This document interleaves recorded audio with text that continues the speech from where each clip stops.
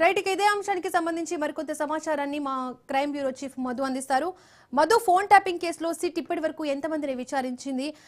మరికొంతమంది బీఆర్ఎస్ నేతలకు కూడా నోటీసులు పంపే అవకాశం ఉన్నట్టు తెలుస్తోంది. దీనికి సంబంధించి డీటెయిల్స్ ఏంటి? అసలు ఏంటి ఫోన్ ట్యాపింగ్ కేసుకు సంబంధించినటువంటి లేటెస్ట్ అప్డేట్స్ ఏంటి అనేది ఇప్పుడు చాలా కీలకం. వాళ్ళకి నోటీసులు ఇచ్చారు, వీళ్ళకి నోటీసులు ఇచ్చారు, వాళ్ళు రాబోతున్నారు, వీళ్ళు రాబోతున్నారు అంటూ కూడా ఈరోజు ఉదయం నుంచి కూడా ప్రచారం అయితే చాలా పీక్ స్టేజ్కి వెళ్ళింది. కానీ ఫైనల్గా చూసుకుంటే మాత్రం ఎవరు సిట్ ముందుకైతే రాలేదు ఈరోజు. కానీ ఈరోజు నోటీసుల పర్వం అయితే కొనసాగుతుంది.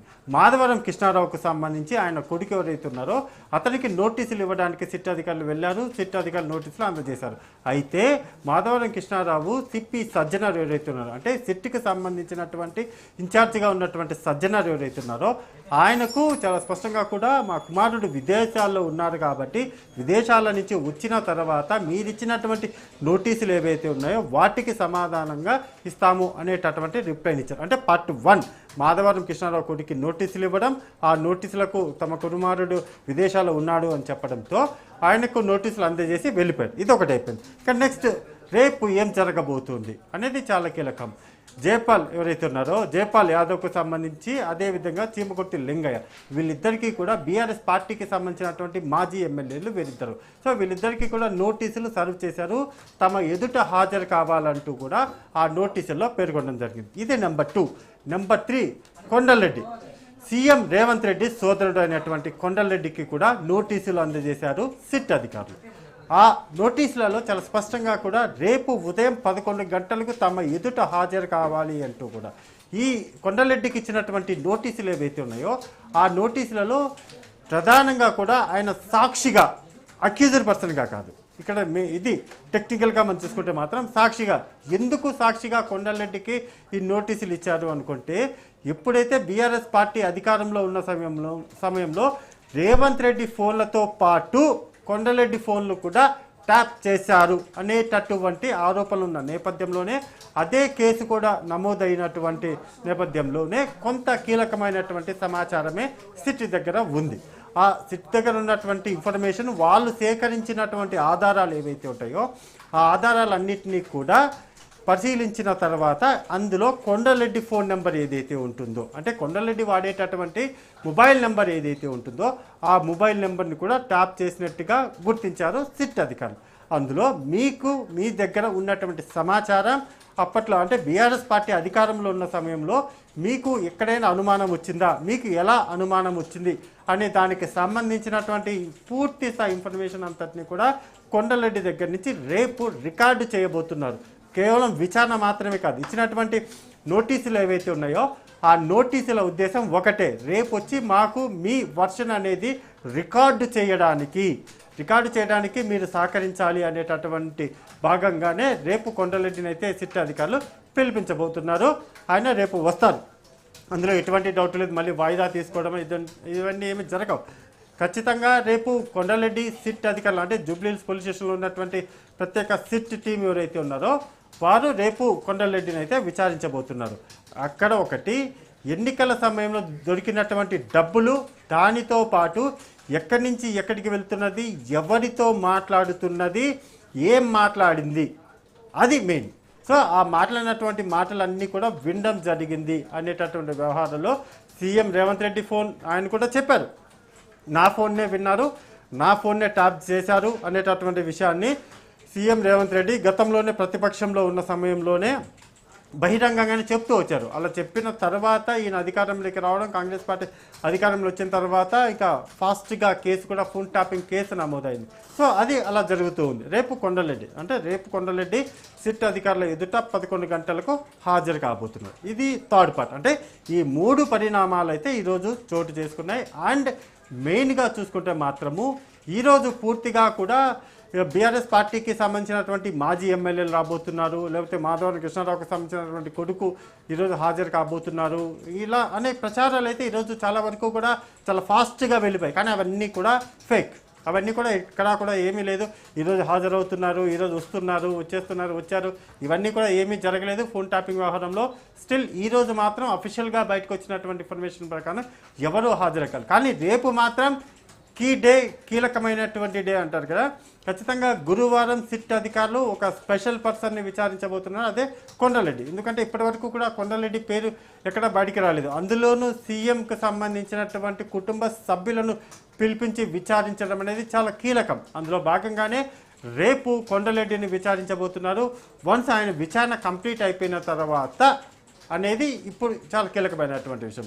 అయితే గత కొన్ని రోజుల నుంచి మనం చూసుకుంటే దీపిక, హరీష్ రావుకు నోటీసులు ఇస్తారు, కేటీఆర్కు నోటీసులు ఇవ్వబోతున్నారు, అదేవిధంగా కేసీఆర్ కూడా నోటీసులు ఇవ్వబోతున్నారు అంటూ కూడా ప్రచారాలు జరిగాయి. జస్ట్ అదంతా కూడా గాల్లో మాటల్లాగే అవన్నీ కూడా జరుగుతూ వచ్చాయి. కానీ అది ఎంతవరకు నిజమా ఏంటనేది మాత్రం తెలియదు. కానీ ఇప్పటి వరకు స్టిల్ డేట్ నో, ఇప్పుడు ఈ టైం వరకు చూసుకుంటే మాత్రం ఎక్కడా కూడా బీఆర్ఎస్ పార్టీకి సంబంధించినటువంటి కీలకమైనటువంటి నాయకులు 1 2 3 4 5 ఉన్నటువంటి పర్సన్స్ ఎవరైతే ఉన్నారో వాళ్ళకి ఎవరికి కూడా నోటీసులు అయితే ఇప్పటి వరకు కూడా వెళ్ళలేదు. కానీ బీఆర్ఎస్ పార్టీకి సంబంధించినటువంటి నాయకులు ఎవరైతే ఉంటారో, బీఆర్ఎస్ పార్టీకి సంబంధించినటువంటి కీలకమైనటువంటి పర్సన్స్ ఎవరైతే ఉన్నారో వాళ్ళకంటే మాజీ ఎమ్మెల్యేలు కావచ్చు, ఎమ్మెల్సీకి సంబంధించినటువంటి కుటుంబ సభ్యులు కావచ్చు, ఇలా వారికి మాత్రమే నోటీసుల పర్వం మొదలైంది. అందులో భాగంగానే జయపాల్ యాదవ్ కావచ్చు, లేకపోతే లింగయ్య కావచ్చు, వాళ్ళకు కూడా నోటీసులు సిట్ అధికారులు సర్వ్ చేశారు. కాబట్టి రేపు వాళ్ళను విచారించబోతున్నారు. దానితో పాటు కొండలరెడ్డిని కూడా విచారించబోతున్నారు. కాబట్టి మరి సజ్జనర్ ఎలాంటి స్టెప్ తీసుకోబోతున్నారు? ఇప్పటికే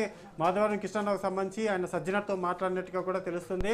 విదేశాల్లో ఉన్నటువంటి మా కుమారుడు రావడానికి వస్తా లేట్ అవుతుంది, వచ్చిన తర్వాత మాత్రం మీకు సహకరిస్తాము అనేటటువంటి సమాచారాన్ని మాధవరం కృష్ణారావు తన కొడుకు తరపున సజ్జనర్కు ఇన్ఫర్మేషన్ అయితే చేరవేశారు. సో అది వెళ్ళండి, దానికి ఎవరికైనా యాక్సెప్ట్ చేస్తారు. ఖచ్చితంగా కూడా ఇక్కడ ఇండియాలో ఉన్నారా లేరా అనేది పోలీసులకు తెలుసుకోవడం చాలా చిన్న విషయం. కానీ లేరు కాబట్టి వచ్చిన తర్వాత ఓకే వెల్ అండ్ గుడ్ అని అయితే సిపి సజ్జనర్ చెప్పే అవకాశం అయితే కనిపిస్తుంది. సో ఇది ఓవరాల్గా ఫోన్ ట్యాపింగ్ వ్యవహారంలో ఇప్పటి వరకు జరిగినటువంటి పరిణామాలు. ఇక పైన రేపు జరగబోయేది అనేది కూడా చూసుకున్నాము.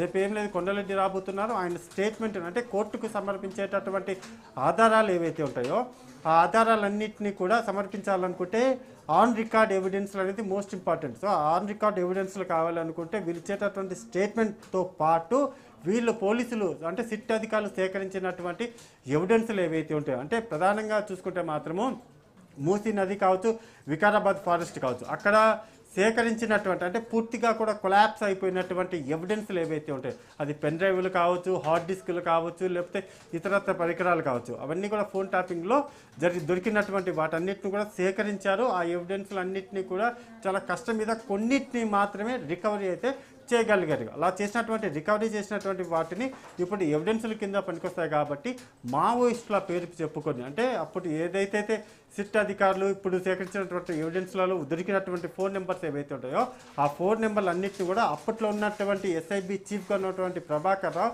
ఏదైతే రివ్యూ కమిటీ ఉంటుందో, అంటే రివ్యూ కమిటీ అంటే మీన్స్ వీళ్ళు ఎస్ఐబి దగ్గర నుంచి వచ్చేటటువంటి ఫోన్ నెంబర్స్ అంటే పలానా మావోయిస్టు నెంబరు ఇది, ఈ నెంబర్ని మేము ట్రాక్ చేయాలనుకుంటున్నాము, ఆ ఆడియోని వినాలనుకుంటున్నాము అనేటటువంటి ఇన్ఫర్మేషన్ ఇచ్చేటటువంటి ఎస్ఐబి ఎవరైతే ఉంటారో వాళ్ళు ఇచ్చిన తర్వాత దాన్ని రివ్యూ కమిటీ ఏదైతే ఉంటారో దాన్ని పాస్ చేయాలి, దాని అంతటిని కూడా ఓకే చేయాలి. అలా ఓకే చేయడానికి వాళ్ళు ఎప్పుడైతే యాక్సెప్టెన్సీ ఇస్తారో అప్పుడు మాత్రమే వాయిస్ అంతటిని కూడా రికార్డింగ్ వెళ్ళడానికి, వాయిస్ అంతటిని కూడా వినడానికి ఆప్షన్ ఉంటుంది. మరి ఎలా ఇచ్చారు, ఏ విధంగా కూడా అప్పట్లో ఉన్నటువంటి రివ్యూ కమిటీ ఇచ్చారు. ఇప్పటికే ఆల్రెడీ రివ్యూ కమిటీ వేశారు, విచారించారు. కానీ వాళ్ళు చెప్పినటువంటి రివ్యూ కమిటీ చెప్పినటువంటి సమాధానం ఏంటి, అప్పట్లో మాకు ఇది కరెక్టా అవునా కాదా అని తెలుసుకోవడానికి అంతటి మ్యాన్ పవర్ మా దగ్గర లేదు అనేటటువంటి ఇన్ఫర్మేషన్ కూడా వాళ్ళు అప్పుడు చెప్పినట్టుగా కూడా సమాచారం. సో ఇదంతా కూడా ఓవరాల్గా గడిచిపోయింది. అంటే ఫోన్ ట్యాపింగ్ అనేది ఏదైతే ఉందో అది జరిగింది. నెంబర్ 1 జరిగినటువంటి ఫోన్ ట్యాపింగ్లో ఎవరెవరి ఫోన్ నెంబర్లను విన్నారు,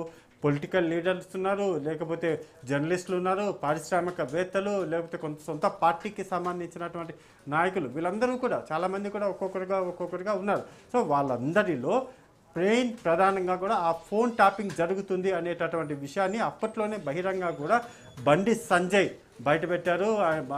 దాంతోపాటు రేవంత్ రెడ్డి కూడా బయటికి చెప్పారు. ఇలా బండి సంజయ్ చెప్పడంతో ఒకసారిగా అప్పట్లో ఈ టాపిక్ అంతా కూడా మా ఫోన్లు వింటున్నారు, బీఆర్ఎస్ పార్టీ గవర్నమెంట్ ఎవరైతే ఉన్నారో వాళ్ళు మా మొబైల్స్ నెంబర్స్ ఫోన్లు అన్నింటిని కూడా ట్యాప్ చేశారు, ఖచ్చితంగా మా ఫోన్లు అన్నింటిని కూడా వింటున్నారు అనేటటువంటి విషయాన్ని బీజేపీ నుంచి చూసుకుంటే మాత్రం బండి సంజయ్ చెప్పారు. అదే విధంగా కూడా రేవంత్ రెడ్డి కూడా చెప్పారు. కాబట్టి వాళ్ళు చెప్పింది ఇప్పుడు నిజమవుతుంది. సో ఇలా నిజమవుతున్నటువంటి ఈ వ్యవహారాలకు కావాల్సినటువంటి ఎవిడెన్స్లు ఏవైతే ఉన్నాయో వాటన్నిటిని కూడా సేకరించడం అనేది మోస్ట్ ఇంపార్టెంట్. మరి సిట్ అధికారులు సేకరించారా సేకరించలేదా అంటే చూస్తున్నటువంటి జరుగుతున్నటువంటి పరిణామాలు ఏవైతే ఉన్నాయో వాటన్నిటిని పరిశీలిస్తే మాత్రం ఖచ్చితంగా కూడా ఫోన్ ట్యాపింగ్ జరిగిన వాటిలో ఎవరెవరిది విన్నారు అనేది మాత్రం ఎక్కడ కూడా బయటికి రాదు. సినిమా ఇండస్ట్రీకి సంబంధించినటువంటి వాళ్ళు, లేకపోతే బిజినెస్కి సంబంధించినటువంటి వాళ్ళు, లేకపోతే పొలిటికల్ పార్టీలకు సంబంధించినటువంటి వాళ్ళు, ఇలా అనేక రకాలమైనటువంటి కోణాలు అయితే బయటకు వచ్చాయి. కానీ అన్నీ రావడం ఒక ఎత్తు, పొలిటికల్గా టర్న్ తీసుకోవడం అనేది ఒక ఎత్తు. కాబట్టి ఇప్పటి వరకు ఉన్నటువంటి సిచ్యువేషన్ ప్రకారం అయితే మాత్రం ఏదో జరగబోతుంది. ఫోన్ ట్యాపింగ్ వ్యవహారంలో ఏదో కీలకమైనటువంటి స్టెప్ అయితే సిట్ అధికారులు తీసుకోబోతున్నారు. అందులో భాగంగానే కొండలరెడ్డికి నోటీసులు ఇచ్చారు. రేపు విచారించబోతున్నారు. Deepika. Right Madhu, thank you.